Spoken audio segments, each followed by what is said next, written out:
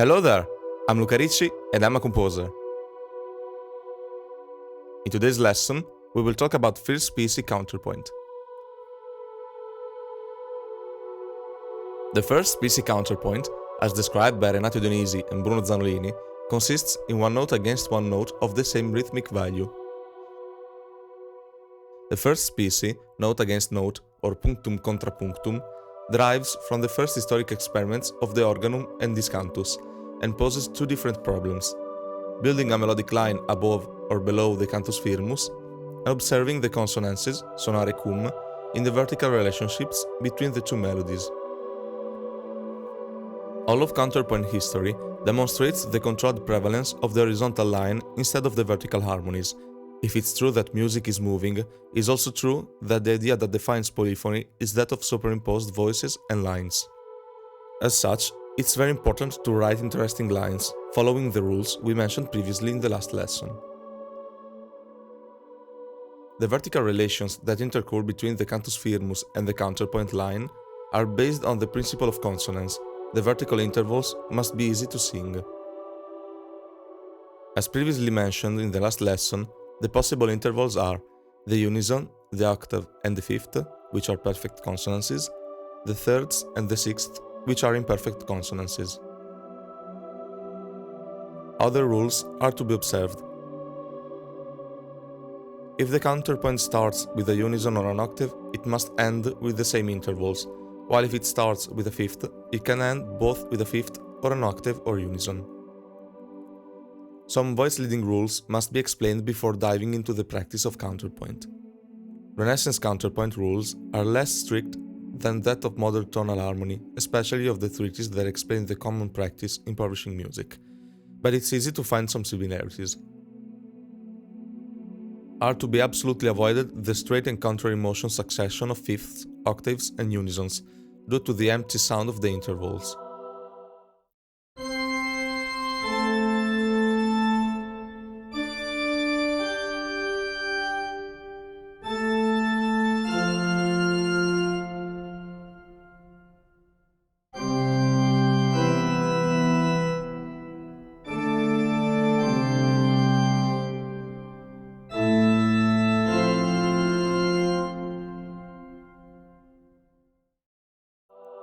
The contrary motion of fifths is rare but possible if the two consonances have a common note.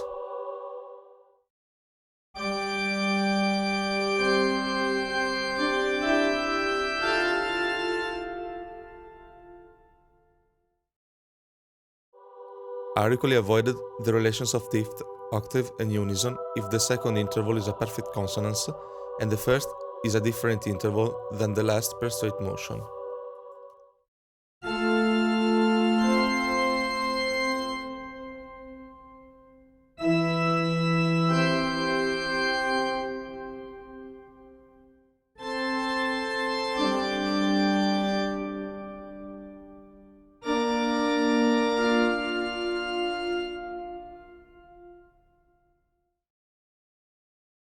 These relations are permitted if the melodic movement of the two voices is really variegated, if the high voice moves a degree up or down and the low voice jumps of a fourth or fifth.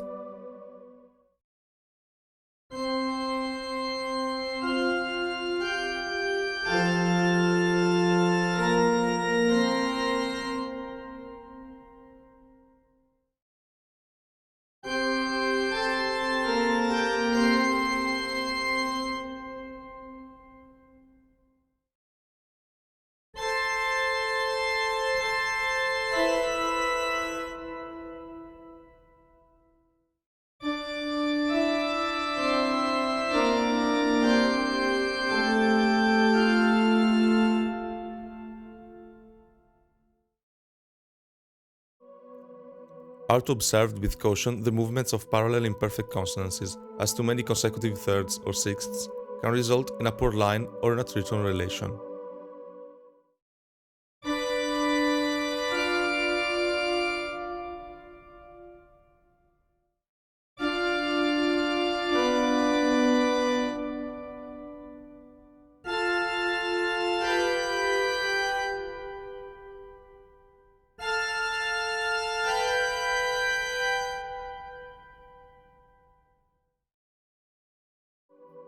With these rules pointed out, we can look at some examples as shown in Dionysio and Zanolini's book, which we use as a guide in this course.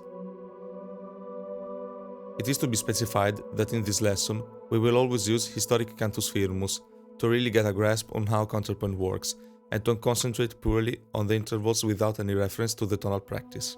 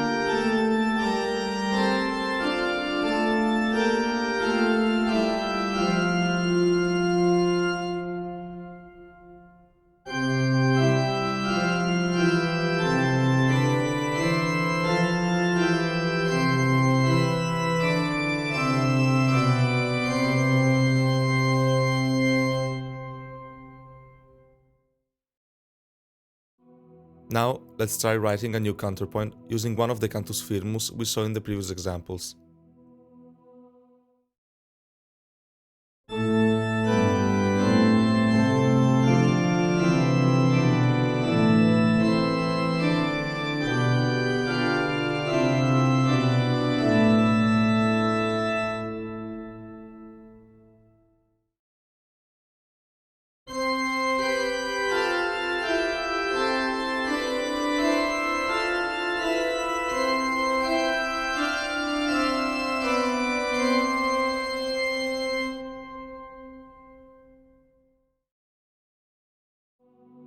I strongly encourage you to try and write your own counterpoints, comparing them to the examples we've seen and with polyphonic examples of the 1500s.